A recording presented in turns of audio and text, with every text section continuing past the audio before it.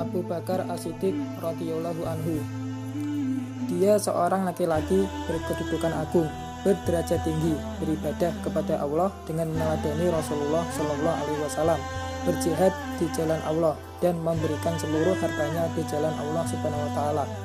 Dia menolong Rasulullah Shallallahu Alaihi Wasallam pada saat orang-orang mengabaikan beliau, beriman kepada beliau pada saat orang-orang ingkar kepada beliau, dan membenarkan beliau pada saat orang-orang mendustakan beliau. Tidak sedikit dari anak-anak kaum muslimin yang tidak mengetahui jasa-jasa besarnya, sehingga mereka mendolimi hak-haknya, meremehkan kedudukannya yang mulia, dan tidak menghargainya dengan sebenar-benarnya.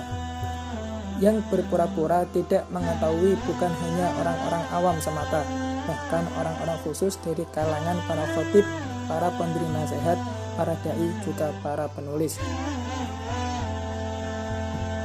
Dia adalah sahabat terbaik tanpa diperselisihkan.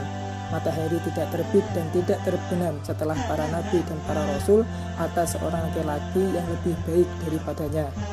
Dialah laki-laki yang pertama kali beriman menurut pendapat yang sahih. Dialah seorang laki-laki yang jika imannya ditimbang dengan iman umat, maka imannya lebih berat.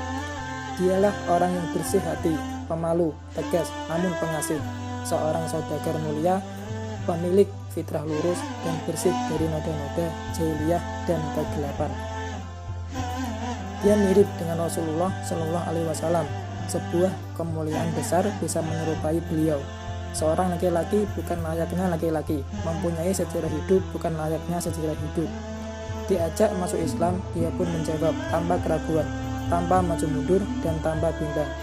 Dia langsung masuk Islam dengan penuh keyakinan. Karena para pemilik fitrah yang lurus tidak akan pernah bimbang menerima kebaikan yang diserukan kepadanya. Bagaimana dia tidak segera menerima Islam sementara dia telah berkawan akrab dengan Rasulullah Shallallahu Alaihi Wasallam sebelum beliau menjadi nabi dan rasul? Dia mengetahui kejujuran beliau, amanah beliau, kebaikan tabiat beliau, serta kemuliaan akhlak beliau. Dia mengetahui bahwa Nabi Shallallahu Alaihi Wasallam tidak berdusta kepada manusia. Mana mungkin beliau berani berdusta atas nama Allah Subhanahu Wa Taala? Karena itulah ketika dia diajak kepada Allah oleh Rasulullah Shallallahu Alaihi Wasallam, batinnya mengatakan, "Aku belum pernah mengetahui engkau berdusta sekalipun." Adapun bibirnya mengatakan, "Aku bersaksi tidak ada ilah yang berhak diibadahi dengan benar selain Allah Subhanahu Wa Taala. Dan aku bersaksi bahwa Nabi Muhammad SAW adalah hamba dan utusannya." Lalu dia memberikan tangannya kepada Nabi SAW untuk membaiat beliau. Jadilah tangan pertama dari kalangan dewasa yang diulurkan kepada Nabi SAW.